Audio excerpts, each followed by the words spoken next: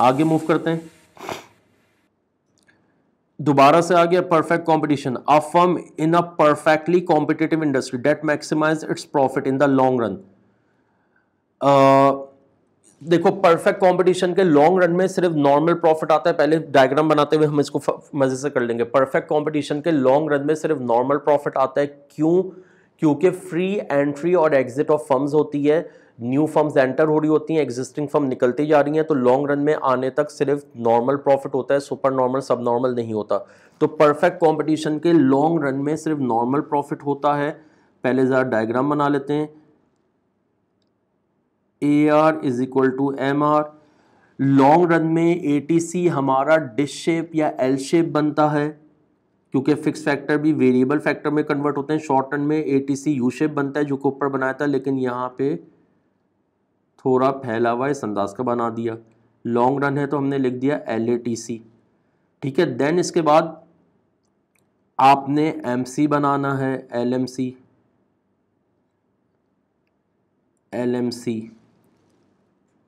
अब यहाँ तो एक ही पॉइंट आ रहा है इक्विलिब्रियम, यानी जहाँ पे MC is equal to MR, इसी पॉइंट पे हो रहा है।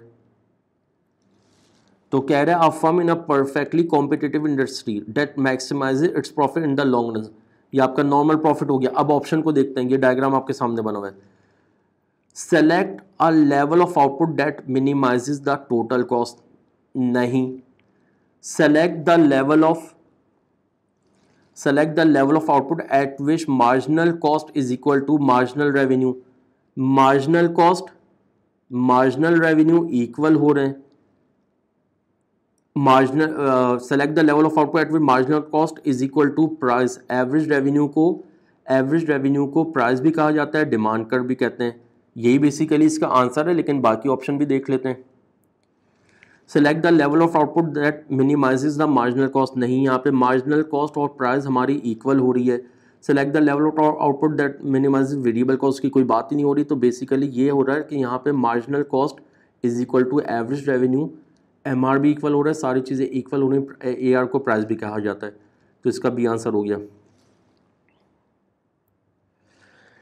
देन इसके बाद आ रहा है विच of the following best describe the law of diminishing return. देखो उस वक्त डिक्रीजिंग रिटर्न टू स्केल की बात हुई थी, अब डिमिनिशिंग रिटर्न शॉर्ट रन की बात हो रही है, ठीक है। ऊपर एक MCQ आया था, which of the following best describe the law of diminishing return as more labour is added to fix factor. देखो लॉ ऑफ डिमिनिशिंग रिटर्न की डेफिनेशन सुना रहा हूं, जरा सुनो, उसके बाद यहां पे देखिएगा। लॉ ऑफ डिमिनिशिंग रिटर्न क्या है? When we apply additional units of variable factor to fix factor, then our total output will increase but at a diminishing rate। Diminishing return के अंदर भी टोटल आउटपुट हमारा इंक्रीज होगा, लेकिन diminishing rate के साथ होगा।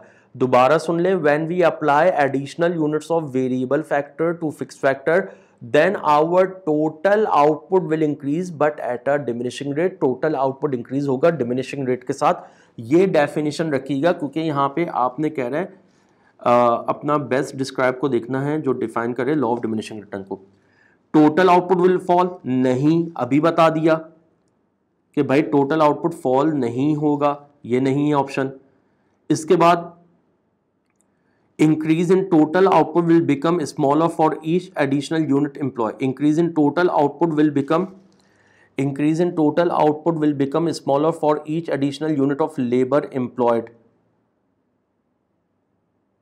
ये इसका आंसर है। इंक्रीज इन टोटल आउटपुट, देखो टोटल आउटपुट हमारा इंक्रीज हो रहा है, टोटल आउटपुट हमारा इंक्रीज हो रहा है। Increase in total output will become smaller for each additional unit of labour of employed, यानी जितने ज्यादा एडिशनल यूनिट ऑफ लेबर हम एम्प्लॉय करेंगे टोटल आउटपुट इंक्रीज हो रहा है, लेकिन स्मॉलर उसके साथ। इसमें वही जो मैंने बताया, when we apply additional unit of variable factor to fixed factor, then our total output will increase but at a diminishing rate, smaller rate के साथ हो रहा है, ठीक है। बी आंसर है। सी और डी को देखने की जरूरत नहीं है, क्योंकि डेफिनेशन अगर आपको याद है तो आपने उसके हिसाब से कर लिया। 22 को देखते हैं। If buyers believe that the price of car radiator coolant will rise soon due to an increase in the price of ethylene glycol। ethylene glycol क्या है? कूलेंट वाटर बनाने का, गाड़ियों का जो रेडिएटर का कूलेंट वाटर, ये तो देखो पाकिस्तान के अंदर है कि मेजॉरिटी लोग क्या करते हैं, वही बोरिंग का पानी रेडिएटर में डाल दिया। तभी आप नोट करते हैं गर्मियाँ होती नहीं है, गाड़ी हीटअप हुई भी होती है। नए नए मॉडल की गाड़ियाँ आपकी हीटअप, रीज़न क्या है, जब आप उसमें सही उसका जो मेन पानी है, हम लोग हर उसमें ऑयल में पानी में कंजूसी दिखा देते हैं। भाई फॉरेन कंट्रीज़ के अंदर गाड़ी के रेडिएटर में कूलेंट वाटर भी डाला जाता है। खैर अब हमारी कंट्री में लोग कूलेंट वाटर डालना स्टार्ट तो कर दिया, लेकिन कूलेंट वाटर वो जाली डाल रहे हैं, 200-150 रुपये का ले लिया, वो डाल रहे हैं। भाई अच्छा वाला लो, महंगा वाला लो, इम्पोर्टेड लो, या जो डिफरेंट ब्रांडेड कंपनीज का आ रहा है, लाइक जो कैलटेक्स वगैरह का इनका आ रहा है या होंडा का आ रहा है, वो लो, वो आपका महंगा है लेकिन वो सॉलिड है आपका, ठीक है। तो फॉरेन कंट्रीज में हर बंदा ही करता है। If buyer believes that the price of radiator coolant will rise soon, buyer खरीदार ये बिलीव कर रहे हैं कि बहुत जल्द जो है कूलेंट वाटर की प्राइसेस बढ़ सकती हैं due to an increase in price of ethylene glycol, यानी कूलेंट वाटर बनाने का जो केमिकल है जिसका नाम है, इसकी उसकी प्राइसेस मार्केट में इंक्रीज हो रही है, which is use to make coolant, ठीक है। The most likely immediate result will be, अब इसका इमीडिएट रिजल्ट क्या होगा देख लेते हैं एक एक को। Decrease in demand for coolant due to change in taste, नहीं भाई क्यों डिक्रीज होगी, अभी की अभी थोड़ी वो हुआ है, अभी तो प्राइस हुई है, लेकिन नियर फ्यूचर के अंदर यहाँ पे तो देखो कह रहा है विल राइज सून, अभी क्यों कम हो जाएगी। बी देखो, the decrease in the demand for coolant due to shift to substitute, यहाँ पे स्टेटमेंट में कोई सब्सटीट्यूट की बात नहीं हो रही है, नहीं लोगे। An increase in the quantity demanded due to change in supply, यहाँ पे कोई सप्लाई की भी बात नहीं हो रही, नियर फ्यूचर में हो रही है। डी को देखिएगा, an increase in the demand for coolant, an increase in the demand for coolant due to change in expectation, ये इसका सही आंसर है। लोगों की जो डिमांड है एकदम से इंक्रीज होगी क्योंकि उनकी एक्सपेक्टेशन क्या आ गई है कि नियर फ्यूचर में बहुत जल्द जो है कूलेंट वाटर महंगा हो जाएगा। अब लोग क्या करेंगे, ज्यादा क्वांटिटी में लेके अपने पास होल्ड कर लेंगे। इसको समझाने के लिए एक देसी मिसाल दे देते हैं। फॉर एग्जाम्पल, हमें ये लग रहा है कि भाई ईद के फौरन बाद, ईद अल्लाह ना करे समझाने के लिए एक मिसाल बना ली है, ये ना हो कि आप अम्मी को बोलो और अम्मी जाके फौरन जो है वो इम्तियाज़ या नहीं चले जाए। हमें लग रहा है कि ईद के फौरन बाद कराची में कुकिंग ऑयल की शॉर्टेज हो सकती है, हमें लग रहा है, एग्जाम्पल दे रहा हूँ, प्रैक्टिकली नहीं है, हमें लग रहा है, ठीक है। हम लोग क्या करेंगे, ईद के फौरन बाद कुकिंग ऑयल की शॉर्टेज हो सकती है। अम्मी क्या करेंगी, फौरन जाएंगी, जिसके घर में अभी 4 लीटर कुकिंग ऑयल आते हैं, अम्मी वहां पे 12 लीटर लेके आ जाएंगी। तो मतलब क्या हुआ, डिमांड एकदम से बढ़ जाएगी कुकिंग ऑयल की, क्योंकि एक्सपेक्टेशन चेंज हो रही है। हमारी एक्सपेक्टेशन क्या हो गई है कि प्राइसेस ईद के फौरन बाद बढ़ेगी, वही चीज आ रही है, इसको इसमें डाल दो। कंज्यूमर को लग रहा है, बायर्स की एक्सपेक्टेशन ये कूलेंट वाटर की जो है प्राइसेस इंक्रीज होंगी क्योंकि उसका केमिकल हो जाएंगी, क्योंकि उसका केमिकल महंगा हो गया, तो वो लोग अभी क्या करेंगे, ज्यादा कूलेंट वाटर ले लेंगे क्योंकि उनकी एक्सपेक्टेशन चेंज हो रही है। इसका डी आंसर है। 23rd पे आते हैं। अच्छा वो यार ये अभी आगे इस अंदाज के भी आ सकते हैं, आई के अपने जैसे अपने मॉडल पेपर में किंग डिमांड कर वाला दे दिया है, किंग डिमांड कर वाला एक क्वेश्चन भी दे दिया है, तो इस तरह का भी आ सकते हैं। डिमांड कर बना हुआ था जो मैंने ग्राफ वाला भी एक ऐड कर दिया। The diagram show the demand and supply curve for a normal good, the market is in equilibrium at point X, equilibrium यहां पे, ठीक है। अब आगे देखिएगा, which point represent the new equilibrium, which point represent the new equilibrium if they were both a successful advertising campaign and fall in cost of raw material। assumption आ रहे हैं law of demand, law of supply के, law of demand के assumption, जिसको ceteris paribus भी कहते हैं, fashion, income, taste, population, price of substitute, no new availability of substitute, advertising campaign, ठीक है। इसी तरह law of supply, law of supply के अजम्पशन कांस्टेंट रहेंगे तो अजम्पशन है, और चेंजेस आएंगे तो हमारे कॉजेज बन जाते हैं, rise and fall in demand या rise and fall in supply के। लॉ ऑफ सप्लाई के अजम्पशन या उसके कॉजेज वो क्या आ गए, cost of production, production technique, government policies, weather, competition and so on. अगर सक्सेसफुल एडवर्टाइजिंग कैंपेन हो रही है, अगर ये कांस्टेंट रहती है एडवर्टाइजिंग कैंपेन, तो लॉ ऑफ डिमांड की हमारी अजम्पशन या सेटिस पैरेबल्स थी। और अगर इसके अंदर सक्सेसफुल एडवर्टाइजिंग कैंपेन हो रही है तो डिमांड कर्व क्या होगा, शिफ्ट का हमारा करेगा, शिफ्टिंग डिमांड। अब वो किस साइड पे करेगा, सक्सेसफुल एडवर्टाइजिंग कैंपेन हो रही है तो क्या होगा, डिमांड कर्व हमारा यहां पे आ गया, ये वाला डिमांड कर्व हमारा बन गया, ठीक है। डी से हम आ गए D1 पे, डी से आ गए D1 पे। इसी तरह fall in cost of raw material, raw material की कॉस्ट, सप्लाई का हमारा वो आ रहा है कंपोनेंट, रॉ मटेरियल के fall in cost of raw material, raw material की कॉस्ट कम हो गई तो ऑटोमेटिकली सेम बजट में ज्यादा यूनिट सप्लाई करोगे। इसको समझाने के लिए एक मिसाल दे देता हूं। यार आपका बजट था 100 रुपए, 100 रुपए में आपने मार्कर बनाने थे, एक मार्कर की कॉस्ट आती थी 10 रुपए, 100 रुपए में कितने बने, 10 मार्कर बन गए। अब क्या हुआ, रॉ मटेरियल सस्ता हो गया, आपका बजट वही 100 रुपए, रॉ मटेरियल सस्ता हो गया 5 रुपए हो गया, अब 100 रुपए में कितने बनेंगे, 20 मार्कर बनेंगे। तो क्या हुआ, राइज इन सप्लाई का केस हो गया, सप्लाई कर्व आपका राइज हो रहा है तो राइज इन सप्लाई, ये S2 आ गया। अब जहां पे D1 और S2 का, D1 और S2 का जहां पे इंटरेक्शन हो रहा है वो हमारा आंसर है, डी इसका आंसर। बात समझ में आ रही होगी, डी इसका आंसर हो गया। क्लियर है, आगे मूव करें, बाकी देखने की जरूरत नहीं, स्टेटमेंट को देखते हुए हमने डायरेक्ट वर्किंग की, ये आपका डी आंसर आ गया। आगे मूव करते हैं, एक ऊपर भी बाकी है वो करना है हमने। 24th, if peas and beans are substitute of each other, यानी एक दूसरे के सब्स्टिट्यूट है, peas and beans are substitute of each other, an increase in the price of peas will, आगे क्या कह रहा है, substitute cross elasticity, substitute cross elasticity, cross elasticity का केस बन रहा है। अभी ऊपर भी आप लोगों को हल्का सा कॉन्सेप्ट दे दिया, क्रॉस में रिलेटिव गुड, रिलेटिव में हमारा सब्स्टिट्यूट एंड कॉम्प्लीमेंट आता है, रिलेटिव गुड की प्राइस देखी जाती है और दिस कमोडिटी की डिमांड देखी जाती है। अब यहां पे जब प्राइस ऑफ पीस आ रहा है तो प्राइस ऑफ पीस हमारा है सब्स्टिट्यूट, सब्स्टिट्यूट, और जो बीन्स है हमारा वो दिस कमोडिटी है, यानी दिस कमोडिटी का मतलब जिसको मैं कहता हूं जिसका हमारा कंज्यूमर जिस पर्टिकुलर प्रोडक्ट का यूजर है। अगर पीस की प्राइस इंक्रीज होंगी, अगर पीस की प्राइस इंक्रीज होंगी तो इसका रिजल्ट क्या आएगा, क्वांटिटी ऑफ बीन्स के ऊपर। इसको पहले मैंने ऊपर भी मिसाल दी थी, उस मिसाल से लिंक कर दूं, फिर इस पे देखता हूं। पेप्सी हमारी दिस कमोडिटी है, कोका कोला हमारा सब्स्टिट्यूट है। अगर कोका कोला ने अपनी प्राइसेस ज्यादा कर दी तो क्या होगा, पेप्सी की डिमांड बढ़ जाएगी, सारा जो कोका कोला का मिडिल क्लास कंज्यूमर है वो पेप्सी की तरफ आ जाएगा, पेप्सी की डिमांड बढ़ जाएगी। ठीक है, तो यहां पे कह रहा है पीस फॉर एग्जांपल हमारा कोका कोला हो गया, बीन्स हमारा फॉर एग्जांपल हम इसको ले लेते हैं पेप्सी ले लेते हैं, कोका कोला की प्राइस बढ़ी, पेप्सी की डिमांड बढ़ गई। तो अगर यहां पे पीस की प्राइसेस बढ़ रही हैं, अगर यहां पे पीस की प्राइस इंक्रीज हो रही है तो बीन्स की डिमांड क्या होगी, बढ़ेगी। ये मैंने पेप्सी कोक के उससे कॉन्सेप्ट दे दिया, बीन्स की डिमांड बढ़ेगी, इंक्रीज होगी। ऑप्शन को देखते हैं, a increase in the quantity demanded of beans, यही आंसर आ रहा है, वो जो मैंने मिसाल दी, पीस की प्राइस बढ़ेगी, कोका कोला की प्राइस बढ़ेगी, पेप्सी बीन्स की डिमांड ज्यादा होगी, पेप्सी की डिमांड ज्यादा हो जाएगी, बी, ये आंसर आ गया। बी को भी देख लेते हैं, increase the price of beans, increase the price of beans and quantity sold, नहीं भाई, बीन्स अपनी प्राइसेस क्यों बढ़ाएगा, बीन्स अपनी प्राइस थोड़ी बढ़ाएगा, उसकी तो प्राइस वही, स्टेटमेंट में कोई बात ही नहीं हो रही, ये आपका हो ही नहीं सकता, यहां पे ये नहीं हुआ।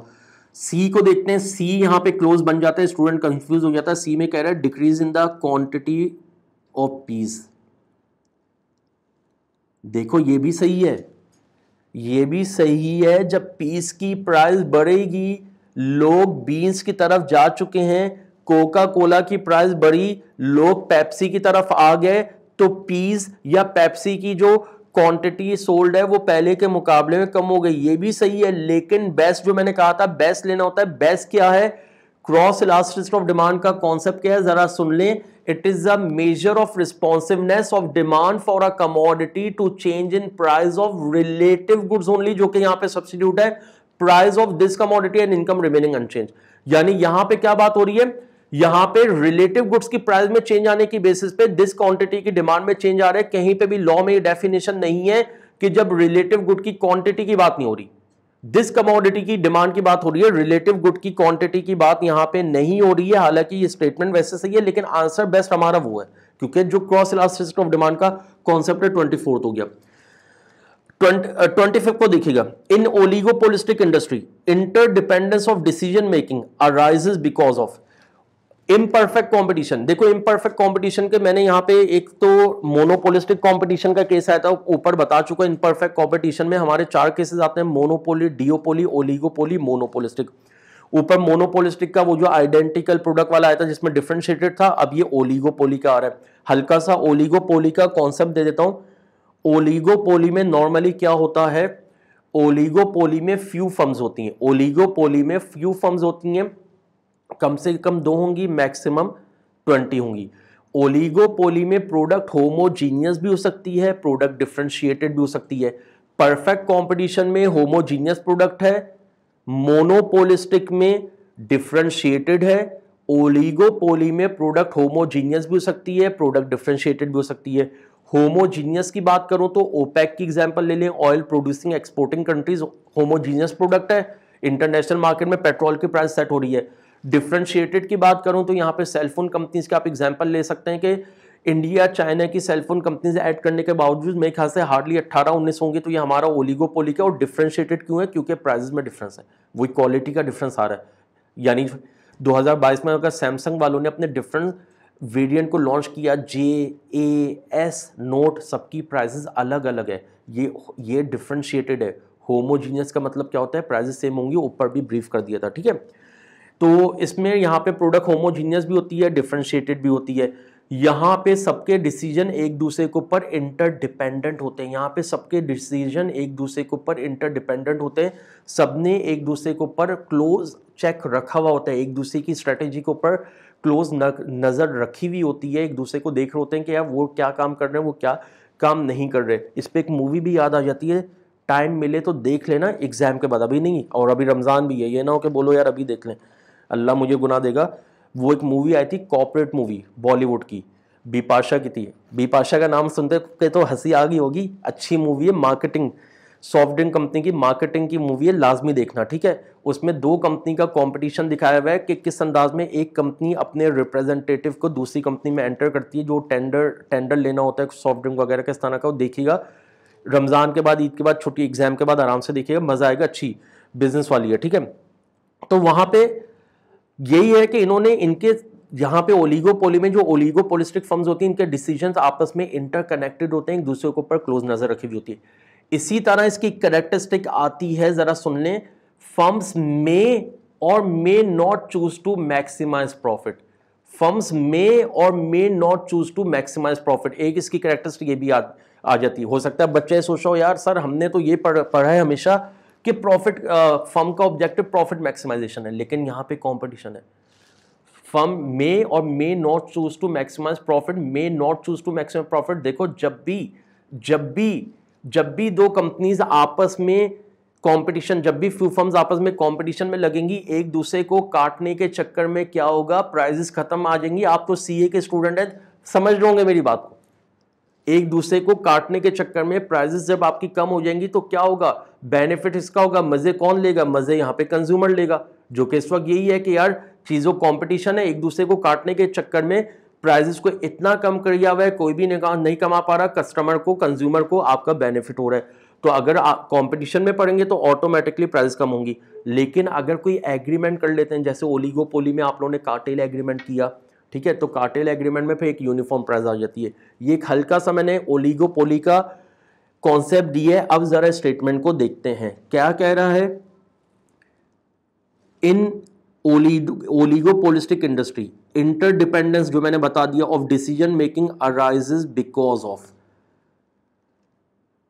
The effect of decision by one firm depend on the reaction of other. Basically answer तो इसका यही है, वही जो मैंने आपको बोला ना कि वो कॉर्पोरेट मूवी देखना, उसमें ये होता है कि सबके डिसीजन एक दूसरे के ऊपर इंटरडिपेंडेंट होते हैं, सब एक दूसरे के एक्शन को देखते हुए अपना रिएक्शन कर रहे होते हैं कि यार इसकी स्ट्रेटेजी है, उसको देखते हुए हम ये काम करेंगे।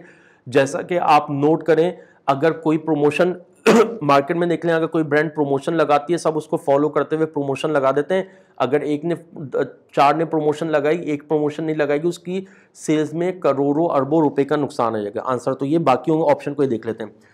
There is a heavy advertising of product, नहीं। Firm always find more profitable to collude than to compete.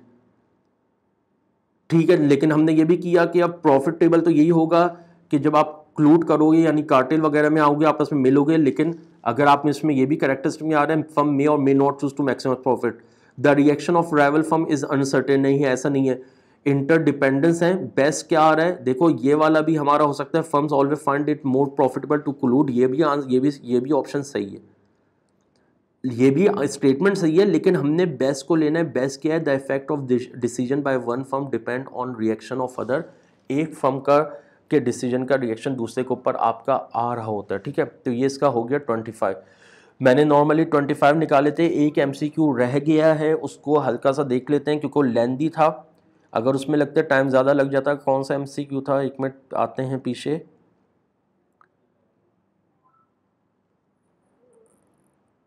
हाँ ये वाला था, 15 वाला था, फोकस करिएगा। खैर आई कैप में पहला पेपर करवा देता हूँ, आ गया है, वरना यार आप बोलोगे यार सर ने करवाया नहीं। आई कैप में खैर इतना उम्मीद है इस तरह के इतने लेंथी टेक्निकल नहीं आएंगे, क्योंकि अभी पहली दफ़ा अटैम्प्ट होगी, आसान ही आएंगे। ठीक है, लेकिन देख लेते हैं। The current price of lawn mower is P, the supply of lawn mower is inelastics. Lawn mower की सप्लाई इन इलास्टिक है in the short run, but more elastic in the long run. The demand for lawn mover fall. What would you expect to happen? इसका diagram यहीं बना लेता हूँ side पे, समझ में इंशाल्लाह आ जाएगा। बस डायग्राम बन जाए, क्योंकि स्केल नहीं है इस पे। अबे 15 पे है ना, देखिएगा। शॉर्ट टर्म में सप्लाई इन इलास्टिक है,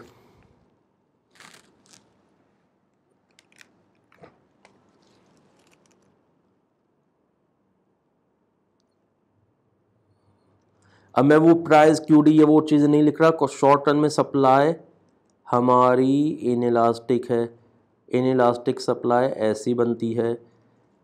डिमांड ये नॉर्मल ले ली हमने, डिमांड के ऊपर कोई इतना ज़्यादा फोकस नहीं है। पहला इनिशियली हमारा ये पी है। आप लोग इसको, ये टेक्निक बता रहा हूँ, इसको खुद भी बना के देखिएगा, इंशाल्लाह वही आएगा। ये क्यू है, क्योंकि ये इतनी स्ट्रेट लाइन नहीं बन रही। इनिशियली इन इलास्टिक सप्लाई थी, सप्लाई को मैंने इन इलास्टिक कर दिया, अगर इलास्टिक होती तो मैं ये बनाता। ठीक है, इससे डिमांड के बारे में कुछ नहीं कहा गया, मैं सिंपल डिमांड कर बना लिया। ये हमारा आ गया ई। इसके बाद डिमांड फॉल हो रही है और फिर लॉन्ग रन में सप्लाई में होगा। मैं कलर चेंज करता हूँ जाके, क्लियर हो, कलर चेंज कर लेते हैं। डिमांड को फॉल करना है, डिमांड को जब फॉल करना है तो हमने ये कर लिया फॉल D1। D1 पे आए तो नया इक्विलिब्रियम क्या हुआ, नया इक्विलिब्रियम हमारा आ गया ये, नया इक्विलिब्रियम आ गया। ये क्वांटिटी कम हो रही है, प्राइस भी कम हो रही है। ठीक है, ये इसको मैंने कर दिया P1। क्लियर है, ये आपका E1 हो गया, लिख नहीं रहा, कंजस्टेड हो जाएगा, समझ में आपका आ गया। ये पॉइंट आपका आ गया है E1। ठीक है, अब क्या कह रहा है, but more elastic in the long run. पहले डायग्राम बना रहे, फिर ऑप्शन को देखेंगे।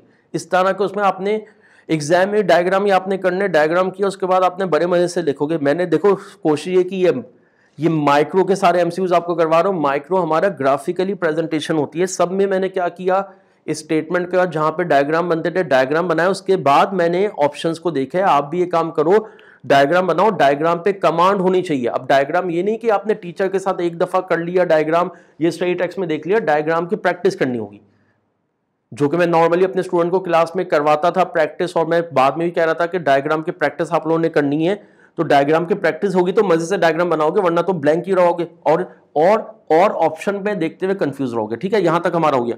जल्दी से इसको करते हैं। अब क्या कह रहे हैं, but more elastic in the long run. Supply जो है शॉर्ट रन में इन इलास्टिक थी, मोर elastic in the long run. मैं पहले जरा कलर चेंज करूं, कलर कौन सा ले लें, कोई नया ले लें, ग्रीन ले लेते हैं, ग्रीन ले लिया। मोर elastic in the long run, एक मिनट इसको बनाऊं,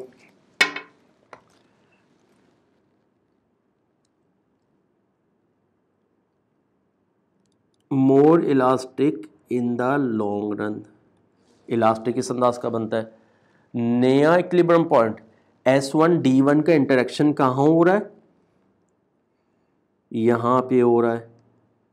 क्वांटिटी डिक्रीज हो रही है Q2, ये नया E2 इसको कर दो, और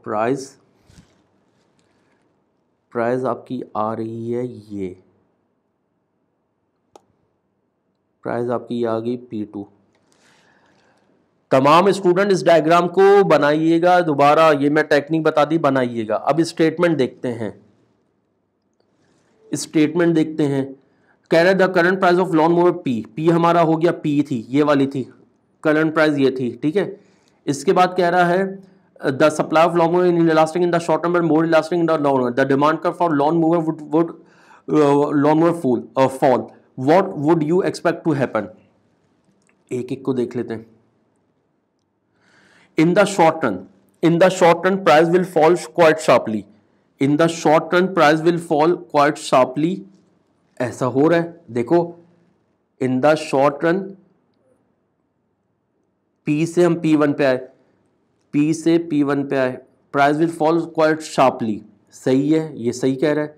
शॉर्ट रन में प्राइजेज में शार्पली हमारा फॉल आया, but in the long run the price will rise a little.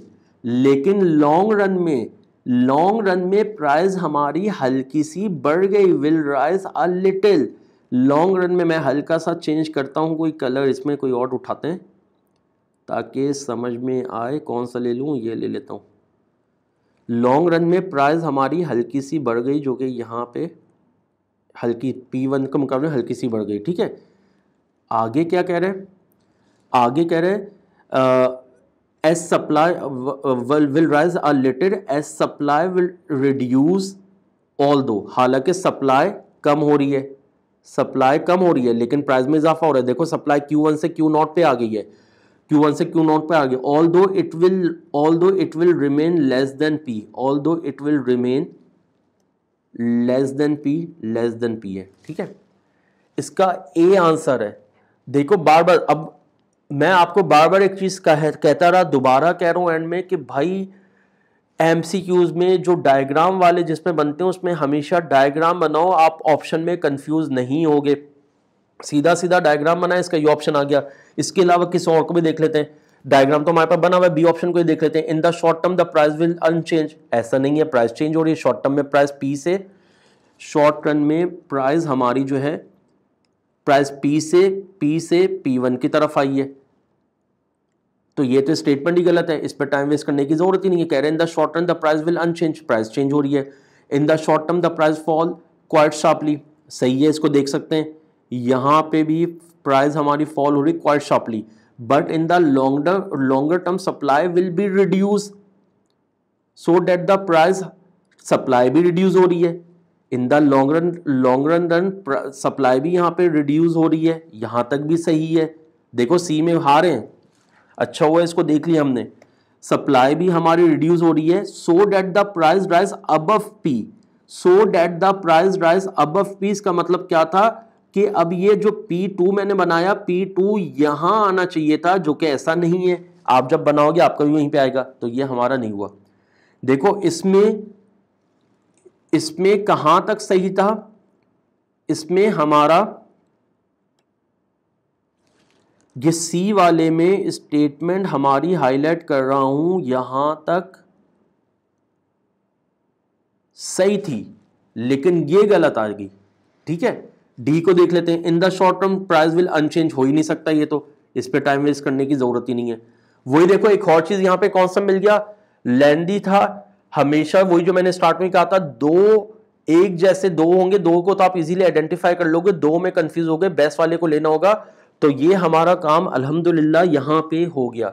एक छोटी सी बात करूंगा, देखो पहले भी कहा, दोबारा कह रहा हूं, MCQs के ऊपर आप लोगों ने कमांड किस अंदाज में होगी, ICAP के अंदर आपने स्टेटमेंट के ऊपर फोकस करना होगा, गौर व फिक्र करनी होगी, पूरी स्टेटमेंट को 2-2 3-3 दफा पढ़ना होगा, जहां पे डायग्राम बनते हैं वहां पे डायग्राम बनाना होगा, लेकिन डायग्राम तभी आप वो रफ में बना पाओगे जब आपने वर्किंग की हुई होगी, घर में प्रैक्टिस की हुई होगी, अदरवाइज आप डायग्राम को टैकल नहीं कर पाओगे। ठीक है, उम्मीद है आप लोगों को मजा आया होगा। सेकेंडली एक चीज ये भी है कि भाई अगर और भी किसी एमसीक्यूज में आपको कोई प्रॉब्लम है, जो भी है, आप फेसबुक पे भी हो मेरे पास, या जो कोई नए स्टूडेंट अगर इसको देखते हैं तो भाई इमरान पालवा के नाम से आप देखेंगे फेसबुक पे, मैं अवेलेबल हूँ। आप मुझे पर्सनली व्हाट्सएप वगैरह कर सकते हैं, जो भी आपके एमसीक्यूज हैं इंशाल्लाह उसको डिस्कस कर लिया जाएगा। थैंक यू, अपना ख्याल रखिएगा, अल्लाह हाफिज़।